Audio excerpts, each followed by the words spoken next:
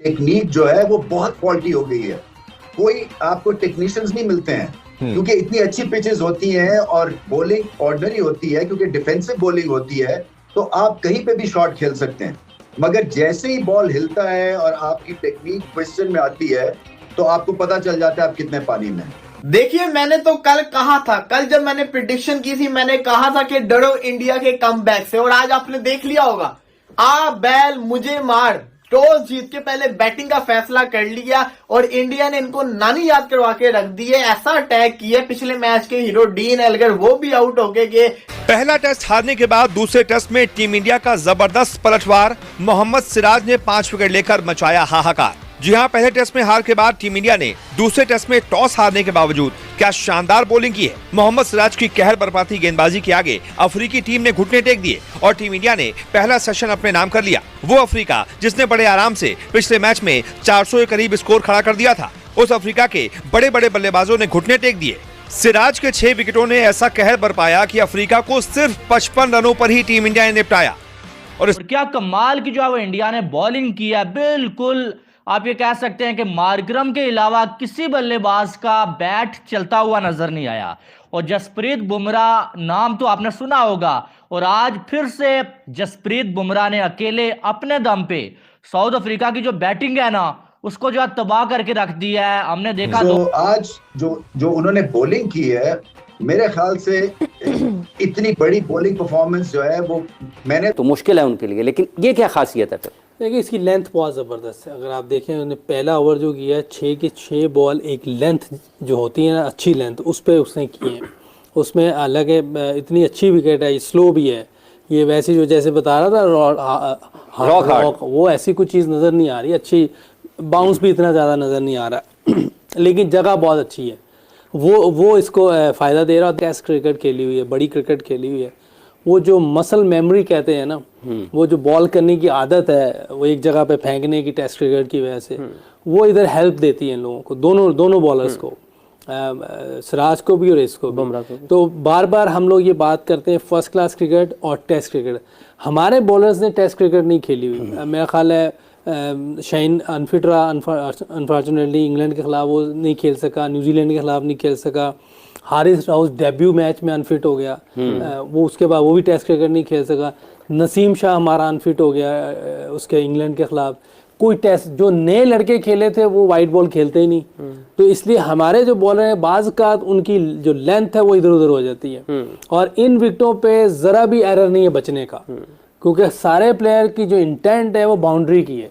कल आप क्रिकेट देखें जो हुई है, उसमें ज़रा भी मिलती थी ना बॉल आपको, ज़रा सी भी, उस पर वो चौका या छक्का सा गीला होता, कोई चीज़ हो जाती, लेकिन उन्होंने ऐसे लग रहा है जैसे गिव अप किया हुआ है। बिल्कुल अंधाधुंध क्रिकेट खेल रहे थे। शाहिद का क्वेश्चन बिल्कुल ठीक है। अच्छा काका, यहाँ पे काका यहाँ क्या है कि इवनिंग कंडीशंस क्या है और मॉर्निंग कंडीशंस क्या है, और ये जो प्रीएम्प्ट करना होता है ना क्रिकेट में, ये सबसे डेंजरस चीज होती है कि अभी की करंट सिचुएशन को आप उसको रिगार्ड ना करें और जो 9:45 बजे चीज होनी है उसके बारे में सोच के आप 2 बजे डिसीजंस ले लो। ये इससे ज्यादा और कोई हिमाकत की बात नहीं होती है। उस वक्त सूरज बाहर, पिच अच्छी, इंडिया चाहे पहले बैटिंग करे या बाद में बैटिंग करे, आपको टफ टाइम तो उन्होंने देना ही देना है।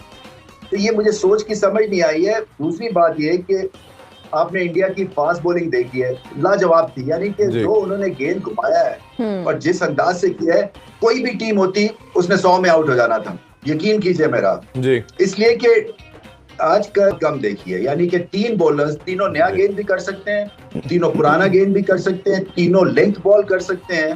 फील्डिंग शानदार और रिलेंटलेस प्रेशर था। ये नहीं था कि कोई उन्होंने 350 करके और हुल्लड़बाजी हो रही है या खेल एक दूसरे से खेल रहे हैं या सीरियसनेस कम हो गई है। ये होता है एक चैंपियन टीम का फोकस। लगता है न्यूट्रल वेन्यू पे खेल रहे हैं। अगर पाकिस्तान इंडिया की सीरीज करवानी, पता चल जाए कि इंडिया के बॉलर कितने पानी में है, ठीक है ना। न्यूट्रल वेन्यू पे खेले, पाकिस्तान में आ जाए, दुबई में कर रहे हैं। इंडियन जो है ना वो इस तरह नहीं है, वो डरते हैं पाकिस्तान। आप इंडिया का सपोर्ट नहीं कर रहे? नहीं, मैं नहीं करता इंडिया। क्यों? कोई वजह रीजन तो होगी ना? नहीं, बस वैसे मैं उसको पसंद नहीं करता इंडिया को। भाई उसमें भी मुस्लिम प्लेयर है ना इंडिया में, सिराज और शमी मुस्लिम है, लेकिन मैंने कहा शायद रेस्ट रूम में चली गई है। और मैंने आगे स्कोर देखा तो 55 स्कोर है यार, ऑल टीम आउट कर दी इंडिया ने। सुरा दी है, क्या कहना चाहेंगे?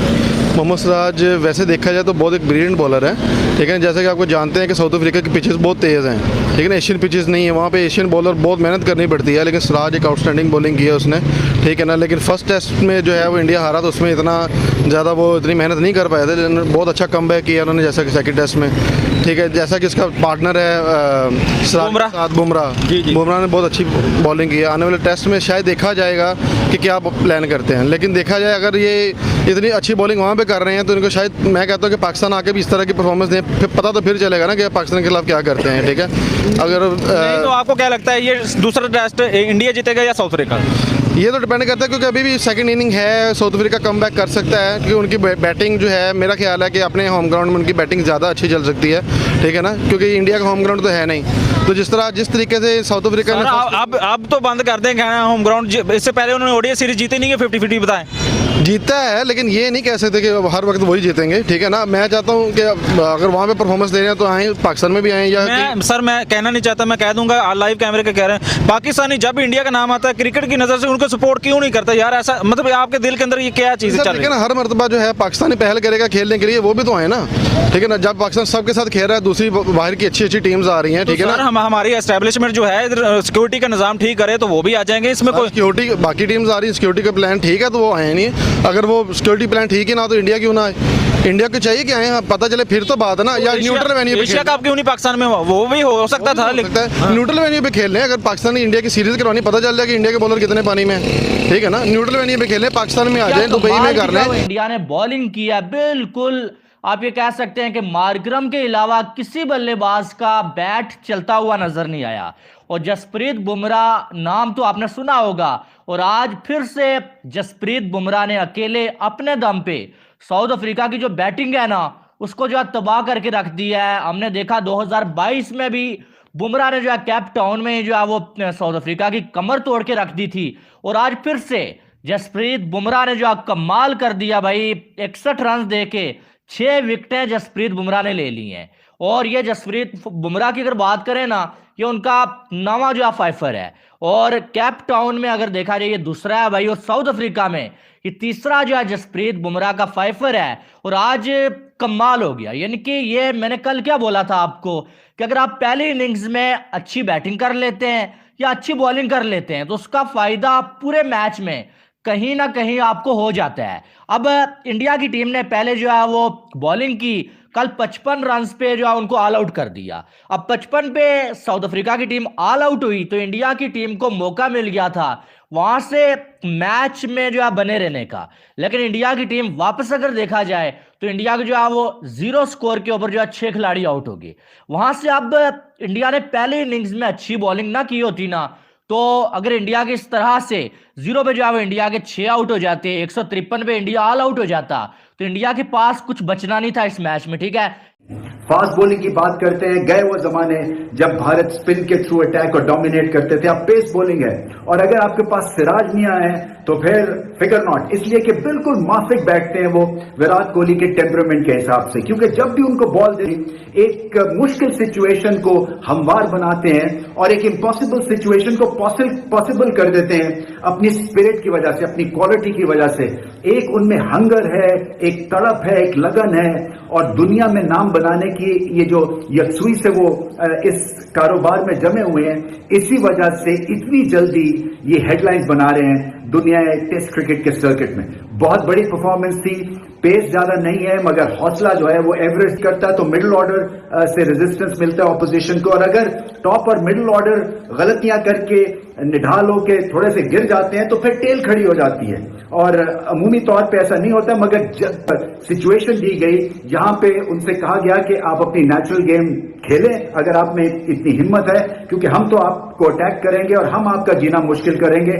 और क्योंकि उन्होंने अपनी नेचुरल गेम नहीं खेली, कर्टसी भारत की लाजवाब वीडियो तो देखा करो कि सिराज पर जब आपने सिराज को पोस्टर बना के जिल्लत के लिए चिपकाया है, उसकी अंदर की गैरत जोश मारती है और वो आपको बर्बाद करके निकल जाता है। आपने सिराज का फिर चलाया कि अवे 6 टेस्ट में अच्छा नहीं है, उसने कहा ये ले पूरे 6 की विकेटें। मखसूस मीडिया जो बैशिंग चलती है वो सिराज तक पहुंच गई थी, विराट और रोहित से शुरू हुई और आखिरकार निशाना उन्होंने बनाया उन लोगों को जो विराट के करीब तरीन थे, जिनके कैरियर में विराट का बहुत बड़ा हाथ था, और उनके खिलाफ भी प्रोपेगेंडा चला। हमने भी बात करी, कल की वीडियो आप रात वाली देख लीजिएगा, उसमें हमने सुबह वाली उसमें हमने यही कहा था कि भैया तू कब करेगा, तेरे पे आलू चल रहा है, तूने परफॉर्म करना है। मुकेश गया, तेले ने, बाकी गए बुमराह ऑलरेडी किसी भी विकेट का बॉलर है, तुमने कुछ मैक्सिमम करके देना है। और देखिए यार, टीम की जीत के लिए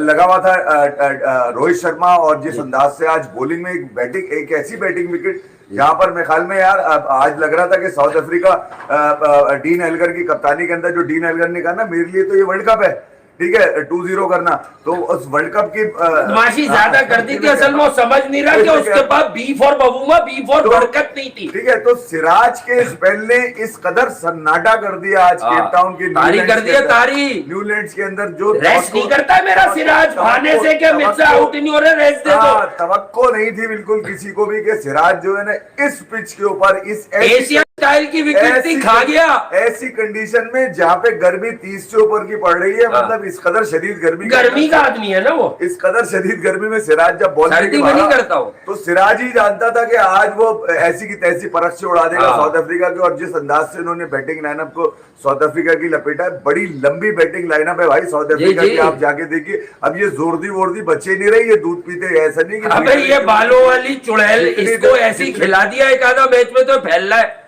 ये बदमाशी भी कर रहा था शॉर्ट लेग में खड़े होके। इंडिया को जो कमबैक चाहिए था वो फाइट बैक में तब्दील, ग्रैंड कमबैक, फाइट बैक में। तुम लोग कहते हो बाउंस बैक होगा, हो गया। ये देखो बाउंस बैक के लिए जो है ना ऐसा होता है कि आप कम से कम सीरीज अलाइव हो, ठीक है, सीरीज अलाइव कर दी सिराज। मैंने कहा वो इंग्लिश जो ट्रांसलेट करते हो ये तो पूछ लिया करो कि बाउंस बैक किस टर्म में यूज होता है। और देखिए न्यूलैंड में इंडिया जीता नहीं है, मगर आज सिराज ने अपनी सेंसेशनल बॉलिंग से एक बात का तो यकीन दिला दिया कि इस टेस्ट मैच का रिजल्ट रोहित शर्मा के फेवर में जाता हुआ नजर आ रहा है। इतने कम रन्स पे आउट करने के कई एक रिकॉर्ड्स हैं। इंडिया भी 36 पे आउट हुआ है, कोई बोले यार इफ तो हमेशा खाया जाता है इंडिया के 36 का, भैया 36 पे आउट होने के बाद 36 का आंकड़ा गावा में लगाया है ना, वो वाला आंकड़ा भी तो पंत नहीं है, ठीक है।